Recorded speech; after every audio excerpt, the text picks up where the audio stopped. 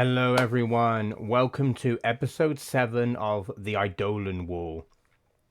And today's episode is going to be a bit of a controversial one. It's going to be an episode that's definitely going to leave people talking. Some people may even question my sanity. Some people may even question my sanity. Some people may question, whether or not I'm a real fan of the series after this, but I don't care. In this episode, bit of fluff. Like I said, I'm going to be discussing, like the title says, I'm going to be discussing Final Fantasy VII and whether or not the game is a blessing to the Final Fantasy series or if it's a curse. If it has done well to build up the series, or if it has made the series stagnate and just become worse. So I'm going to talk about Final Fantasy VII today. I'm going to talk about Final Fantasy VII, and I'm going to go into depth about the game, about the good and bad of the game, and the impact it's had both negatively and positively. And who knows? Maybe after this episode, some of you may have a different opinion of Final Fantasy VII. Who knows? But I think it's definitely a game that has definitely made an impact in the Final Fantasy franchise, especially among modern gamers. Excuse me, I got something in my eye. That's better. Right, it's definitely a game that has made an impact among modern gamers. It's not a stretch to say that Final Fantasy VII has become the most popular game in the Final Fantasy franchise. It's become the most popular game in the Final Fantasy franchise, and I won't lie. As much as I don't rate the game highly, I at least see why it is popular, why people like it, why they are drawn to it. Now, of course, me not ranking it highly means yes, I may come across as biased, but I am going to be looking at it from a completely neutral standpoint in this episode. So to start off with, when Final Fantasy VII came out, it was definitely a bit of a revolution. It was definitely a bit revolutionary because it was the first 3D Final Fantasy. It was the first 3D Final Fantasy, and it was the first Final Fantasy that really it went away from with 3D and that it went away from the normal sprites that they had. It went away from the normal sprites. It went away from the normal top. It didn't have the top down look at the world map that the previous games had. And so it definitely did some things differently. And it definitely made strides in taking the series to new places. Of course, around when it first came out, just like any other Final Fantasy, just taking a quick drink, sorry. And just like any other Final Fantasy, it started out well, it started out well, people liked it, people tried it. And excuse me. Yeah, it started out well, people like it, and around that, and it came out at a time where it had been a few years since a Final Fantasy game had been made. Because with Final Fantasy VI being in not in a few years, but Final Fantasy VI came out in 1994. There was a few years between it.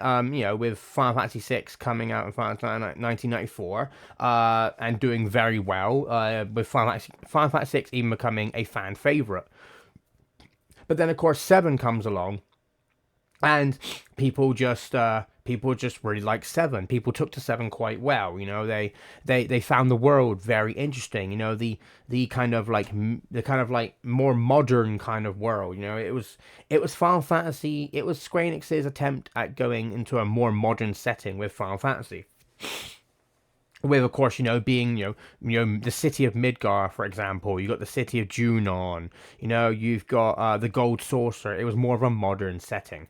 And I think a lot of people, this appealed to a lot of people because it was a modern setting. Excuse me. I apologize. Yeah, I think this appealed to people because it was a more modern setting. It was more... It could kind of hit home more. They could connect to it more. And despite Final Fantasy VII not being high on my list, I I'm one of those people where that I was taken in by it as a kid. It is in fact my first Final Fantasy game. It's the first Final Fantasy game I played. So as much as I don't rate it highly, it still holds a place in my heart for being, the first Final Fantasy game I played, the one that introduced me to the series. And it had a lot going for itself. It had a lot going for itself, because obviously, we got the character of Cloud, we've got the we got Cloud, we've got Tifa, we got Barrett, we got Sephiroth. It introduced us to a wide variety of characters, with all the 3D models as well. That people then took to, they took to, they took to the 3D models quite nicely, and yeah, they were taken in by it. And like all Final Fantasies, the music of Final Fantasy VII as well also did well to it also did well to really set the tone of the game as well. Like all Final Fantasies, it set the tone of the game. It gave you an idea of what you could expect of each scene. It helped lead you on this adventure into the world of Gaia. For those who don't know, the world of Final Fantasy VII is called Gaia, just like Final Fantasy IX. It helped lead you into the world of Gaia. It helped you learn the world of Gaia, to get more into the world of Gaia, and I'm not gonna straight up bash the game. I'm not gonna straight up bash the game. It was fun. You open up the first scene, for example. You open up Cloud side flips off of a train, all badass like, and then you're straight into a fight. Straight into a fight before you could do anything. So. It's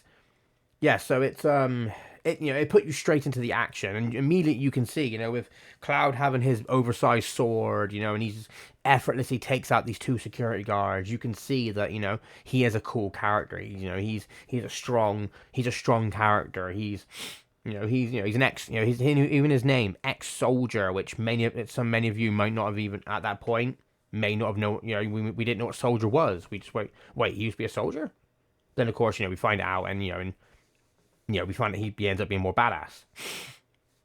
And of course, obviously, as the game obviously goes on, we then find out, more characters that we end up falling in love with. You got, the kind and caring Tifa. You've got the pure-hearted and compassionate Aerith. You've got the gruff but noble Barrett. Like you've got all these characters that really help sell the game and really helped make the game popular, because of there was all these characters, all these characters that that each with a different personality, each with a different backstory, each with a different trauma they were going through. It all helped build up to a nice roster of characters that people just ended up falling in love with. And and obviously and many people praise the story as one of the best stories in Final Fantasy. Again, me being biased, I respectfully disagree, but again, I'm not going to just bash on Final 7 and say it's, the story's terrible, the story sucks. No, it was a very great story. I don't put it to the pedestal that other people do. But that's why I'm here. That's what this episode is about. This episode is about talking about whether or not is it a blessing or a curse. And ever since Final Fantasy, and Final Fantasy VII continues to be praised even now. Like, even with Remake and Rebirth out, the original is still being praised constantly. It's being praised for its enemy design. It's being praised for its bosses, for, Genova, for One-Winged Angel, for Sephiroth, it's being praised for, the materia system, the limit break system. It's been praised for so much, and it's brought so much to the series. However, I find that as much as it's brought to the series, it's taken away from the series as well. Because, and I know many people will disagree with me on this, but because of Final Fantasy VII doing so well, it's now other Final Fantasy games have now suffered. I feel Final Fantasy games have now suffered in quality because they're trying to live up to the hype that FF7 has brought. They're trying to live up to the standard that FF7 has set for the franchise. Because, for example, the next installment, Final Fantasy VIII, is one of the most beloved Final Fantasy. It's a controversial game because some people don't like it, and they don't like the junction system. But a lot of people can agree that Final Fantasy VIII is one of the most beloved games in the series. It is a fan favorite.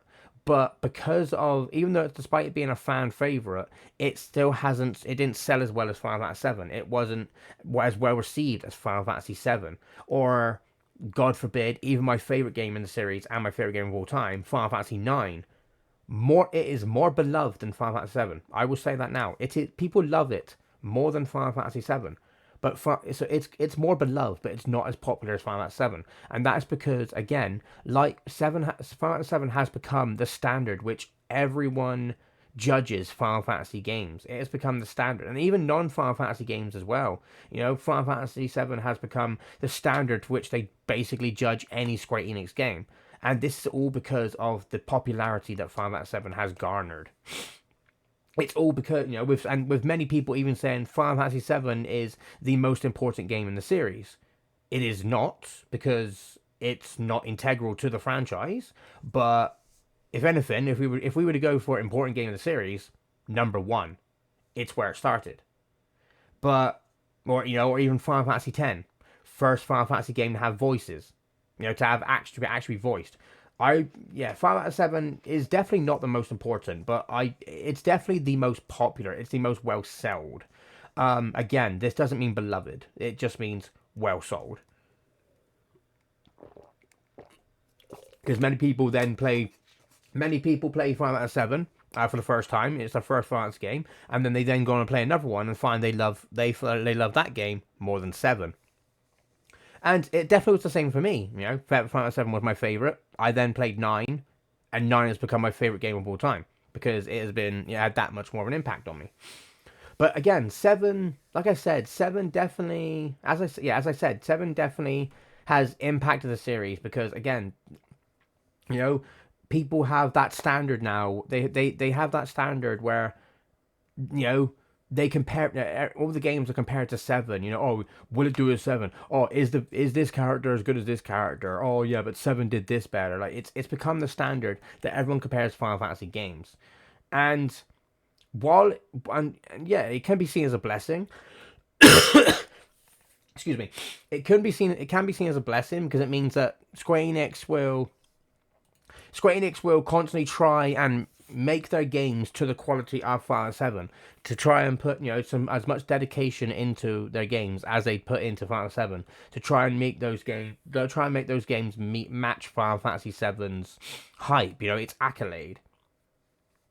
But again, but this is also a double-edged sword because it also means that because they're trying to make these games like FF7.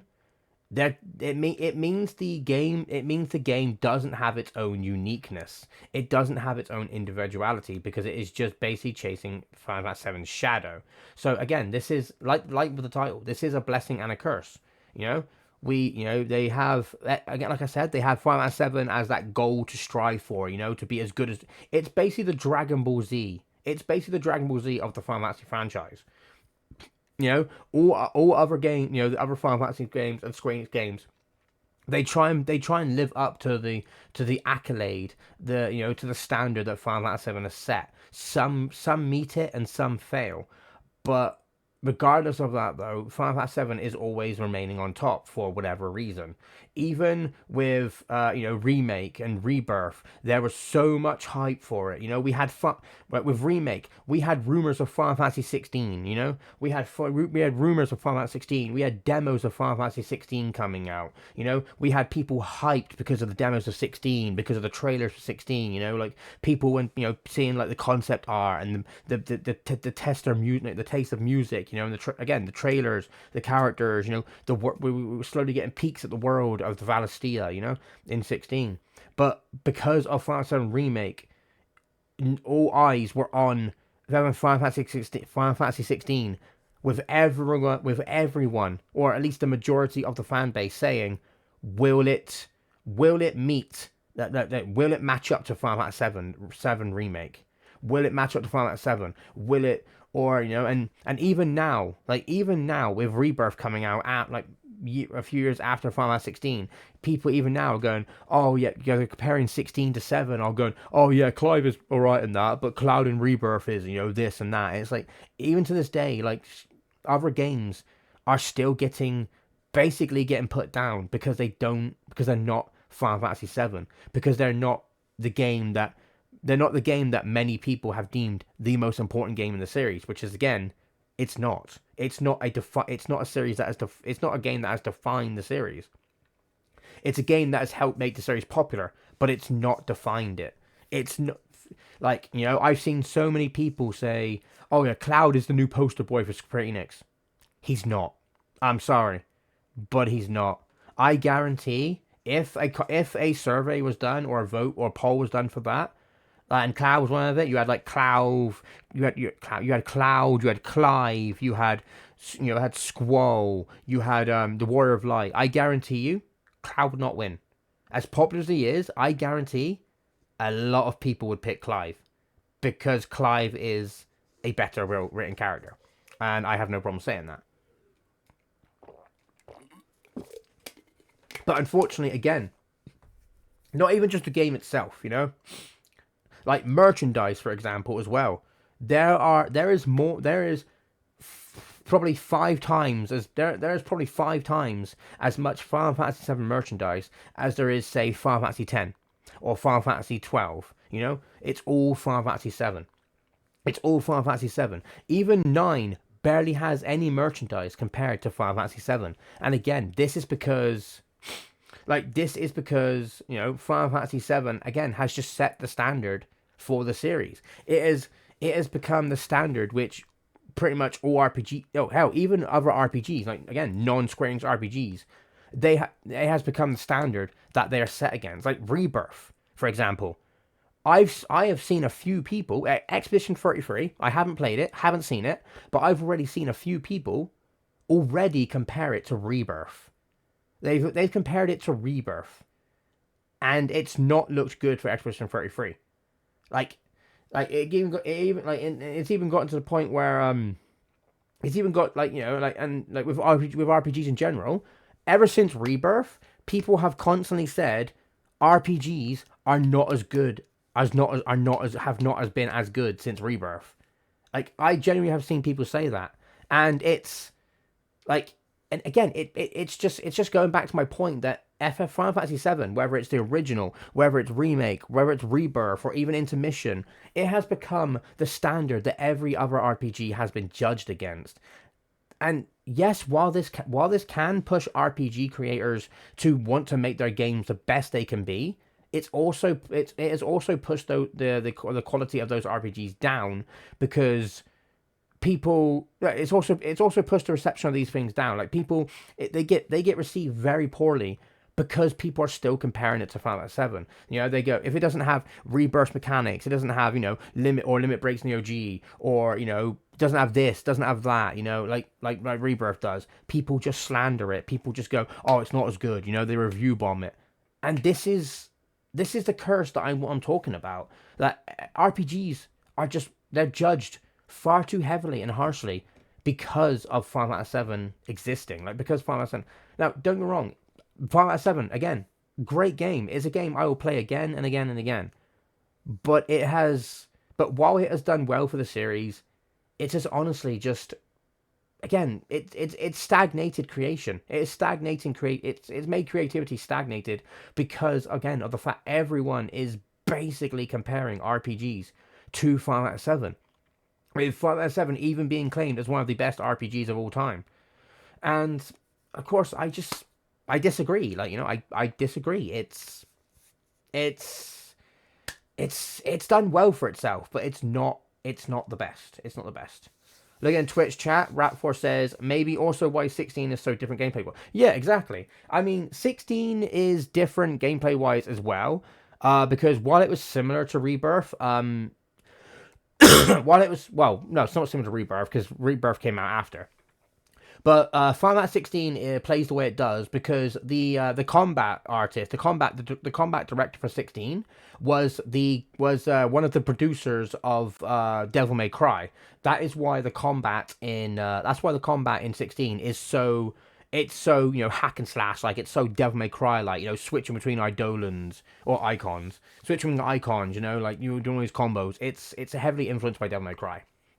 And looking at Maeve in the chat. Hello, Maeve. Expedition is fucking awesome. I have yet to play it. I have heard amazing things about it, but again, it just goes back to my point where even an amazing game that has been rated so highly, like Expedition 33, even that game suffers the curse, the stigma of not being Final Fantasy VII. Again, with all the praise I've seen of Expedition 33, I've seen people go like, oh, but Rebirth has this, Rebirth has that, and it's not, again, it's honestly just not fair. It's honestly just not fair. Like, it's like, and like, don't get me wrong, right? I am fully excited for Final Fantasy VII Remake Part 3. I am fully excited, and I would love to see what they do with it. I am still hoping they call I'm still hoping they call it Final Fantasy VII Requiem. I am still hoping they call it that name, because I think that name is perfect for the third part. But again, it's that standard. It's that standard where FF7 has just set the standard for RPGs these days. And again, even non-Square Enix RPGs, it has set the standard to the point where everyone's going to compare it to FF7. Everyone's going to compare the RPG to FF7 Rebirth. Everyone's going to go, oh, but can it do this? Can it have a badass character like Cloud? Can it have a great villain like Sephiroth? Like, it's, whether it's the characters, whether it's the music, whether it's the world, the combat, the mechanics, it's all that at some point it is going to be compared to Final Fantasy VII. Because that is just what Final Fantasy VII has done for the RPG, genre. It set its place in the RPG genre to the point where, again, it has become the standard. It's become the quality of which all RPGs are judged, and like it's like it's. I'm trying to find the word there, but it's like in a way, it's sort of like a poison. It's sort of like a poison, because it's basically, as much as Seven's popularity is slowly bleeding out the creativity and the uniqueness of RPGs, because most RPGs are trying to be like Final Fantasy VII. They're trying to be like Rebirth. They're trying to be like the original Final Fantasy VII. And even the Final Fantasy IX remake that supposedly may happen recently, or if you're watching this in the future and it's already happened, the Final Fantasy VII remake has already been released. If you're watching this in the future, not many people were hyped for the Final Fantasy IX remake. There were people who wanted it, but people didn't want it. But the thing that people mostly wanted was Final Fantasy VII Remake Part 3. That is the Square Enix game that people have got their eye on. Where, not the Final Fantasy IX remake, not the potential Final Fantasy Tactics remake. Again, if you're watching this in the future and it's already come out, then I hope you're enjoying it. But I've heard rumors about Final Fantasy Tactics remake. But even then, people are still looking towards the Final Fantasy VII remake Part 3. They are still hoping for the third part of what people are considering the greatest RPG we've had in years. And again, I feel like the other RPGs keep getting the short end of the stick. They're basically getting a kick in the face with it because of the popularity, because they don't get their chance in the spotlight. They don't get their chance in the spotlight. They don't get their chance to shine. They don't get their rightful recognition. Even one of the greatest RPGs of all time, Chrono Trigger, even the popularity of that game has paled in comparison to the popularity that Final Fantasy VII has gotten, and Chrono Trigger has done some amazing stuff. Like, Chrono Trigger is the first game to do New Game Plus, but that fact has been overlooked by many people because of Final Fantasy VII then has this, Final Fantasy VII has that, Final Fantasy VII's got, 3D models, Final Fantasy VII's got 3D models, it's got HD music, it's got this, it's got that, it lets you do this, the super bosses are this strong, they challenge you this much, the story does this, like, it's gotten to a point where, again, and I've repeated myself multiple times this, but I just want to put the point home, it's become the standard that all RPGs judged. And I feel that as much as I love Final Fantasy VII, I feel that this standard needs to drop. This standard needs to go because, again, it stagnates creativity in the RPG genre. Now, I'm not going to just talk bad about Final Fantasy VII. I'm not just going to say it's a curse because, again, that's not what this episode is. This episode is discuss whether it is a blessing or a curse. And the game does do some amazing stuff. Like despite not seeing Sephiroth as the main villain, and I will always stand by that. He is not the main villain. Jenova is the main villain. Fight me on it. Don't care. Jenova is the main villain. Sephiroth is as much as a cool character he is.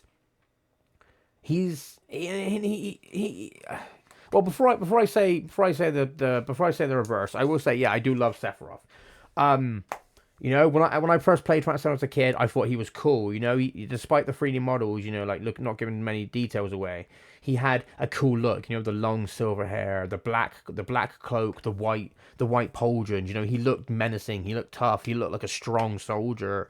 And then of course, you see that scene where he walks in the flames, and you're just amazed, like, dude, this dude is badass. And I had that. It's like many people. I had that thought about Sephiroth, like, this guy's a badass, this guy's a cool character, I can't wait to find out more about him, is this guy the villain, am I going to fight him? I had all these thoughts about him. But as cool as Sephiroth is also part of the problem. He is also part of the problem, because many, like, using other Final Fantasy villains, excuse me, using other Final Fantasy villains as examples, he has also become a standard to which game villains are judged against. Even in the Final Fantasy series, you've got other amazing villains some who even came before Sephiroth. You've got Garland, the first villain who started the whole thing. He started a time loop with where he became chaos. You've got the Emperor who literally died from 2, who literally dies and he takes over hell after he dies. You've got like X-Death from 5 that just wants to bring everything. He wants to return everything to the void. You've got Kefka in 6, who is insane, destructive. He makes you question what it is to be sane, what it is to be, what it is to have insanity, what it is to live, what it is to die, what it is to hope and dream. He makes you question all of that. And then even villains that come after Sephiroth, you've got Kuja from 9, who is my favorite villain in this franchise. You've got Kuja from 9, who honestly does more than Sephiroth. He does better than Sephiroth. He's got more presence. He's got more cunning. He's got more flair. He does what Sephiroth tries to do. Like, he does what Sephiroth tries to do, and he literally destroys a planet with one move. Like, literally, he just floats up in the air, uses one move, and destroys an entire planet that Sephiroth had to summon a meteor to even damage it. Like, but all of these characters, they all pale in comparison to the popularity of Sephiroth, because people just see Sephiroth. They play through Final Fantasy VII, they've got that popularity, they've got that bias for 7 now, and they just see Sephiroth as the great, as one of the greatest video game villains. But it's get to the point where it's like, as cool of a character as he is, he also isn't a good villain. Like, he doesn't actually do anything villainous in the actual game. The only thing he actually does is burn down Cloud and Tifa's home in Nibelheim. That's pretty much the only villainous thing he does. He burns down the town. He slices his sword at Tifa. But other than that, he does nothing. It's all Jenova. So, and yet people still set Sephiroth as the standard for video game villains these days. And again, not even non-Final Fantasy villains, are compared to Sephiroth. You know, you've got people going, "Oh, can they beat Sephiroth? Are they as evil as Sephiroth? Oh, is their plan as good as Sephiroth's? Are their music as good as Sephiroth's? Are their backstory as good as Sephiroth's? You know, their appearance, their design, their weapons. It all goes back to Sephiroth. You know, again, it's like the Goku thing. You know, can they beat Goku? They're all the same. It's like Sephiroth. Are they a better villain than Sephiroth? It's why Sephiroth has become one of the greatest video game villains of all time. Even though, in my personal opinion, he doesn't deserve it because he's not even a villain. He's just a guy who does a bad thing, but then does nothing. But again, he's become the standard he has become a standard in video games that, in honestly, like I said with F7, it should disappear because it has basically stagnated imagination and creativity. And I will admit, like I said, Sephiroth is a cool character. I do like Sephiroth. And his theme song, One Winged Angel, is a very good song. It is an amazing song. I will never, ever dispute that. But, again, he has just become the standard, it's like the games, Final Fantasy series and the Final Fantasy series and other games have constantly tried to make their villains like Sephiroth. You know, to make them have as much presence as Sephiroth, make them have as much power as Sephiroth, as to make them have as much aura and flair as Sephiroth. But the problem again with this is because they're trying to be because they're trying to be something they're not. They're basically getting their individuality ruined, their uniqueness ruined, the unique thing that they can bring to the RPG genre that is being ruined and tainted because of the fact that Sephiroth, they're trying to live up to the standard that Sephiroth and Final Fantasy VII has set, and it gets to a point where it gets to a point where the game then comes out. The game is very similar to Final Fantasy VII. And it then leaves you thinking, well, I could just go play Final Fantasy VII for them. I could just go play Rebirth. If this game's gonna play like Rebirth, I could just go and play Rebirth. You know, it's getting to the point where, and I've seen more recently. I've seen more people enjoy the other Final Fantasies more than 7. I have enjoyed that. You know, I've seen many people I know. Someone I know, last year he played Final Fantasy IX for the first time. He rates it higher than Final Fantasy VII. He rates it higher than Final Fantasy VII. Final Fantasy IX is now tied for first with Final Fantasy VIII for his favorite game, for his favorite Final Fantasy. And 7's not up there. So.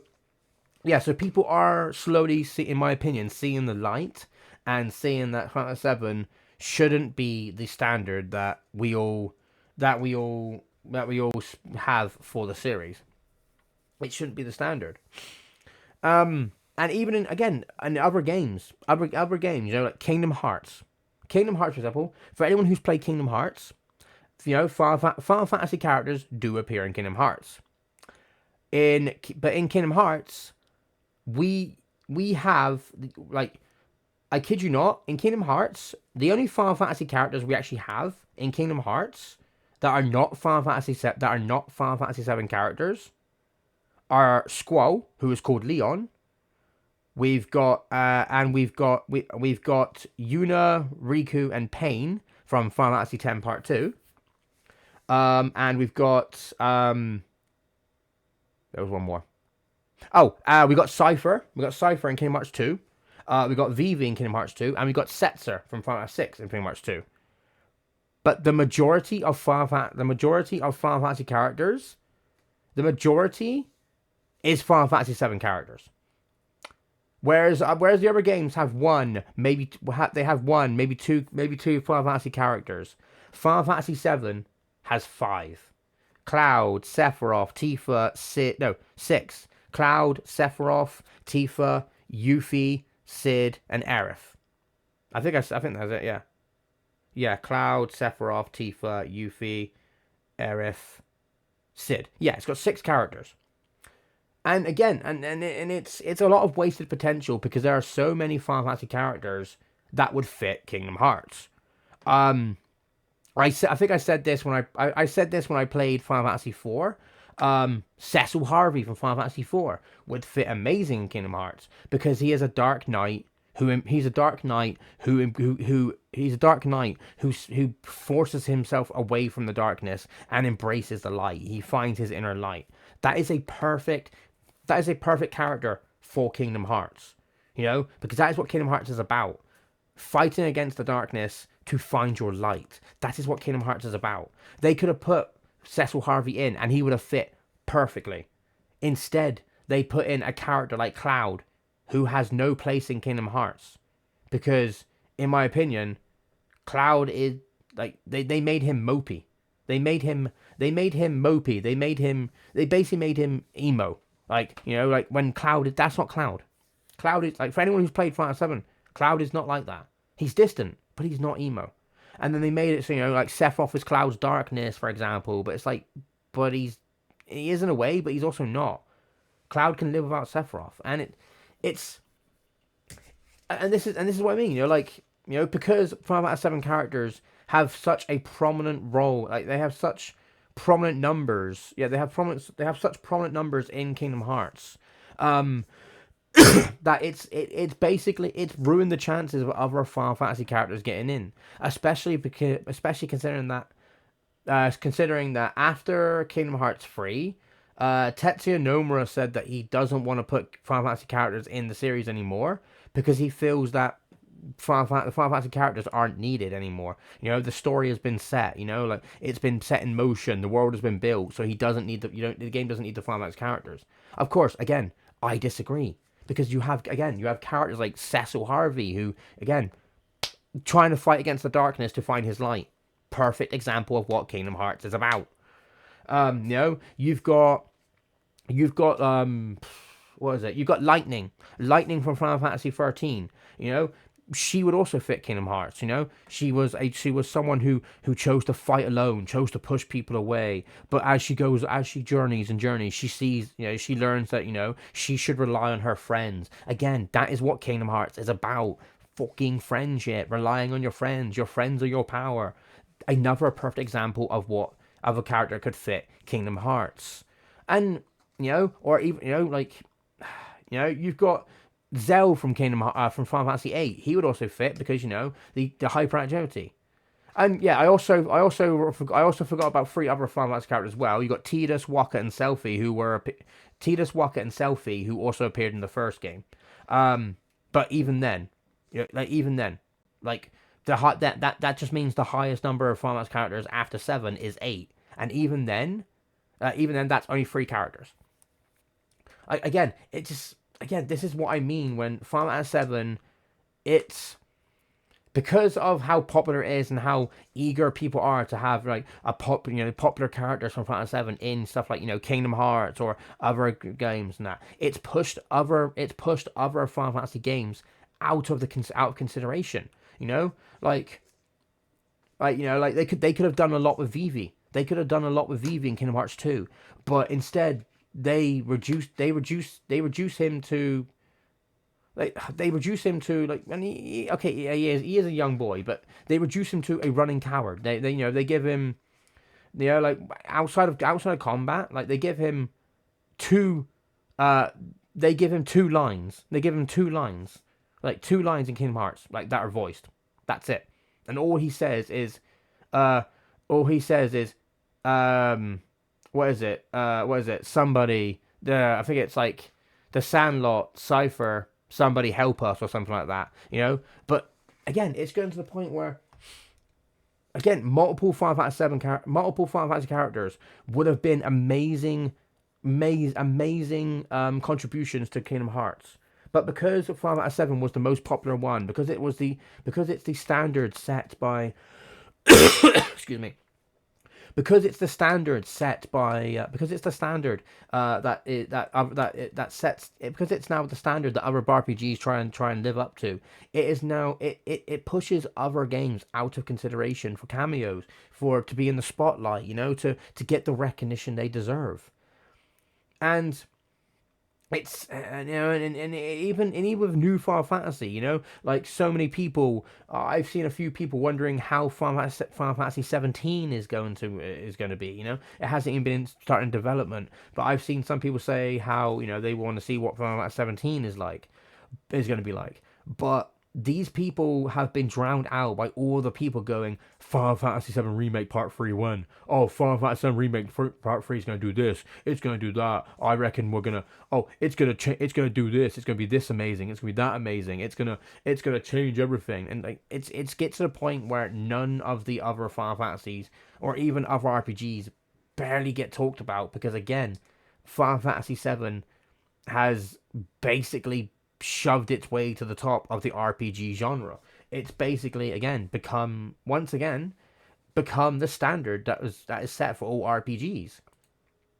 And then look at the chat, rap for ass, merch, yeah, like even merch. Final Fantasy 9 barely has any merch compared to Final Fantasy 7, or even Final Fantasy 8 barely has any merch. 12 barely has any merch. 10's barely got any merch compared to Final Fantasy 7. It's all a drop in the ocean compared to the merch that Final Fantasy 7 has. And like, and I get it. Final Fantasy 7 is very lucrative. It's very profitable for Square Enix. But once again, like it's made it to where Final Fantasy 7 is their main. It seems to be their main cash cow, Final Fantasy. When if people would just stop focusing on Final Fantasy 7, if they would stop treating Final Fantasy 7 like it's like it's the only thing that deserves to be on a pedestal, other Final Fantasy games would flourish and they would become amazing as well. Like, it's one of the reasons why it's one of the reasons why I gravitated to Final Fantasy 9 so much. You had 7, which had this serious story, about them trying to save the planet, about them stopping Sephiroth / Nova from trying to nuke the planet. It was a very serious, hard hitting story, and it was emotional for the most part. But then I played Final Fantasy 9, and I found it more emotional. Like I put it against 7, and I found 9 to be better. The story was more emotional. The story had more life to it. The story had more wonder to it. It had more imagination. It had more amazement to it. It just like, and I think this is a mindset everyone should try and take in. That FF7 is not the face of Final Fantasy. It is, and it should not be. In my opinion, it should not be the face of Final Fantasy, because while it is an amazing game, it once again it pushes other Final Fantasy games from the spotlight. Like Final Fantasy 16, I've spoken about that already, but Final Fantasy 16, yes, Final Fantasy 16 had its faults. There was a cutscene pretty much every 5 minutes. Fair enough, but to me that's world building. Is it tedious? Yes, but it also builds the world. But even then, people are still comparing 16 to Rebirth, Rebirth sold more than 16. Rebirth, Rebirth got nominated for more than 16. The only thing 16 has over Rebirth... Excuse me. The only thing 16 have over Rebirth is that Rebirth did not win any awards. They did not win any game awards at the Game Awards. Whereas 16 won Best Soundtrack. And rightly so. But yeah, it's just, again, it gets to the point where, and even in years to come, like even like I can tell, like even years to come, like Final Fantasy 7 stuff is still not, it's not going to stop. Like they're still going to try and come out with Final Fantasy 7 stuff. Like we've got Ever Crisis on mobile, and it's kind of how popular it's become, because we get to see stuff like young Sephiroth. We get to see Soldier when it starts out, even though I don't think it's even canon. I don't think it's even canon. I might be wrong because I haven't actually played Ever Crisis that much. But again, it gets to the point where, it's gotten to the point where the whole RPG genre has been saturated by Final Fantasy VII stuff. Again, pushing other RPGs. Dragon Quest 12, for example. We've been teased with the title of Dragon Quest 12 for years now. We received the title a few years ago, The Flames of Fate. But even then, people are still mostly talking about the potential FF7 remake part 3. You know, they're talking about I'm just going to call it Requiem because that's what I think it's going to be called. They're talking about what Requiem is going to be like. You know, they're talking about what, you know, how a Cloud and Sephiroth going to have that final battle. You know, how they're going to handle, you know, how they're going to handle the meteor stuff. You know, all of this stuff. They talk about it so much to the point where just other Square Enix games on other RPGs just don't get talked about. You know, because all people want to talk about is Final Fantasy 7. And it hinders the popularity of these games. It hinders the profits. It even hinders the profits of these games because again, people are comparing it to Final Fantasy Rebirth. You know, going, oh yeah, but can it match Rebirth for this? Can it match Rebirth for that? You know, oh, will these characters, you know, this Rebirth character is better designed than this RPG character. Like the amount of people I've seen where they've like even compared like a female character in an RPG to like Tifa or Aerith, you know, and Tifa and Aerith like, oh, they're so amazing, you know, they're so great design, they're so beautiful. But it's just like, but you've seen it before. Like we've all seen it before, you know, we've seen these characters before. It's nothing new, and it's, you know, like as much as I enjoy 7.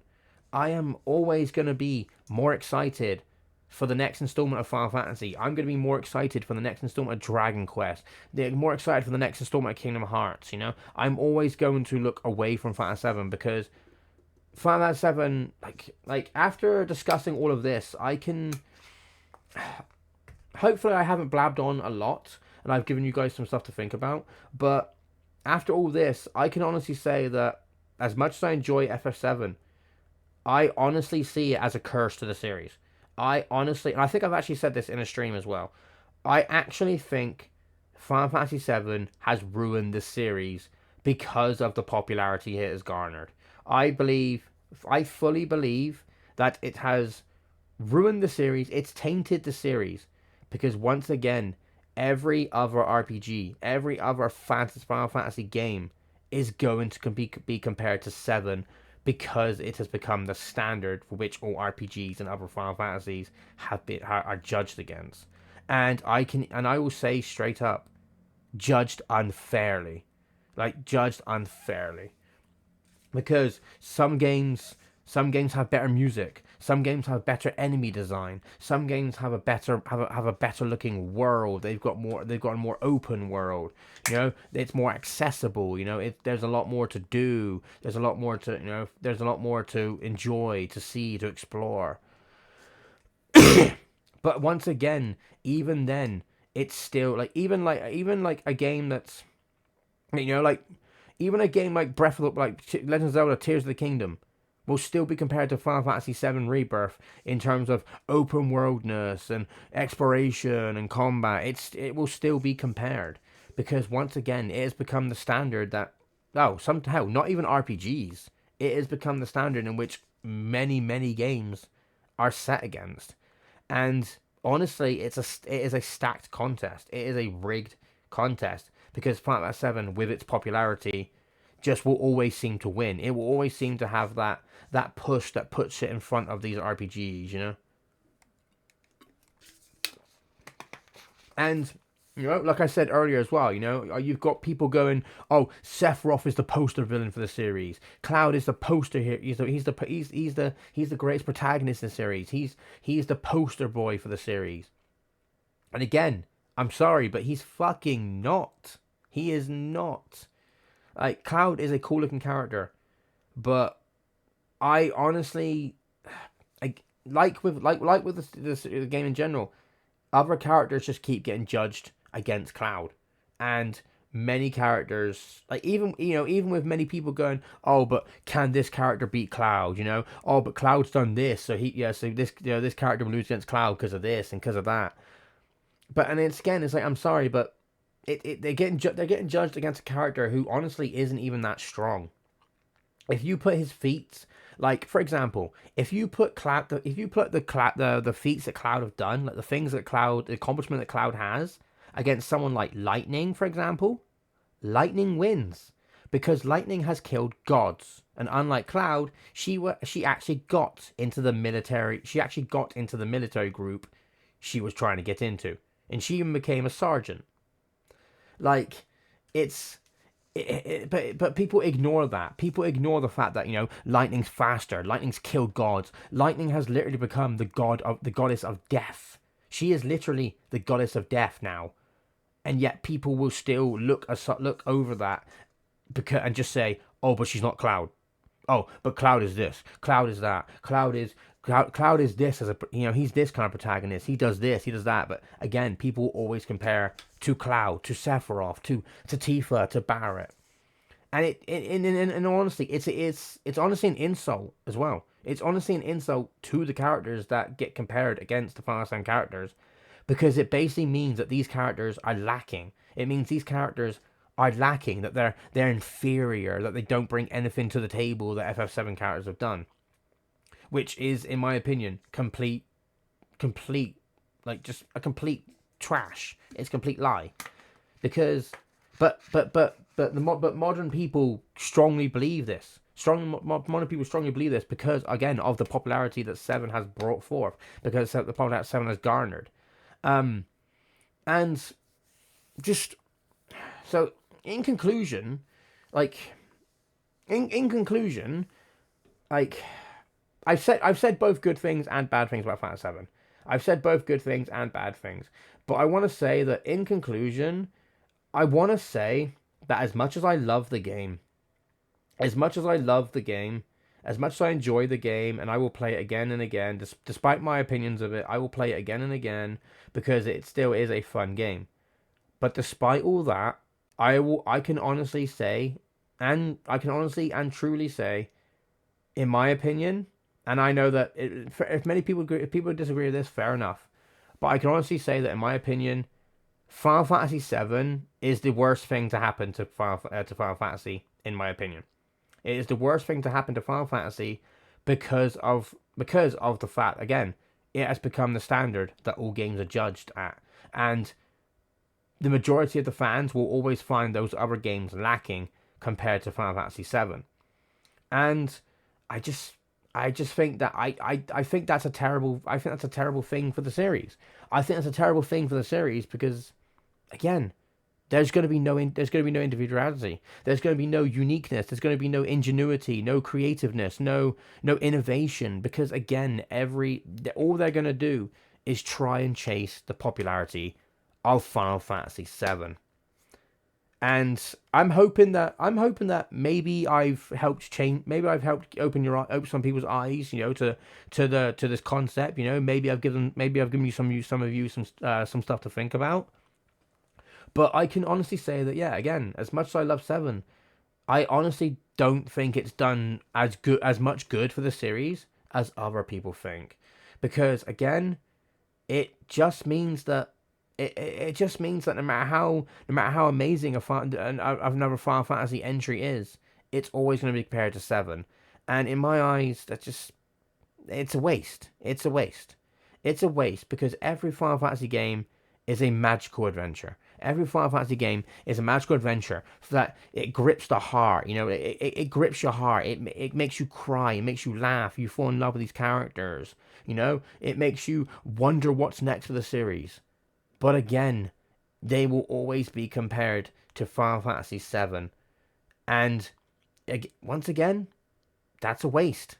That is honestly and truly a waste. And all I can do is hope that the popularity of Final Fantasy VII dies down, and that other Final Fantasy games get a chance in the spotlight. Because Final Fantasy VII has the most games tied to it than any other game in the series. It has the most games tied to it.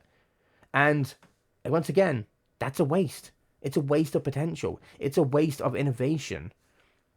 But yeah, like I said, I just hope that I've helped, maybe I've opened you guys up to, the consideration of this topic. Maybe I've gotten you guys to start thinking about, how you truly feel about Final Fantasy VII. If you feel that it's done good, if you feel it's done bad. Hopefully I've opened up people's eyes to just, even if you end up just reaffirming your love for Final 7. No judgment. All I can hope is that it at least makes people think about whether or not it really is the best thing for the series or not. And I would love to hear your opinions. Obviously this video is going to go up on YouTube. I would love to hear, feel free to comment on this video. Tell me your opinions of Final 7. Tell me what you love about the game. Tell me what you don't like about the game. I would love to hear people's input on this game. So feel free to comment. Feel free to put your opinions in the comments. I would love to read them. And all I can say is, guys, is thank you for watching this episode. I know it's a bit of a controversial one because, again, the popularity 7. I'm most likely I might even get people from the Final Fantasy 7 lovers camp who will come at me like Shrek. They'll come at me with flaming torches and pitchforks. They'll come after me for blood, and I don't care. Like, I'm sorry, but they come at me. I won't care. My opinion is not changing. I honestly think FF7, while being a very good game, is not the best thing for the series. It is a poison for the series because it is a poison of the series because of its popularity, despite being a very, very good game. But yes, once again, guys, thank you so much for watching this episode. If you're watching this on YouTube, please feel free to like and subscribe. Again, tell me what you think in the comments. If you like the episode, if you agree with me, if you disagree, feel free to tell me. I would love to hear your opinions. But once again, thank you for watching, and I shall see you guys in the next episode. I'll see you guys in the next episode, whatever that episode is going to be. Or if you're in this feature and the episode's already out, I hope you've enjoyed it. But yeah, once again, guys, all I can say is thank you for watching, and as always, may you ever walk in the light of the crystals. Take care, everyone, and thank you for joining me at the Eidolon Wall.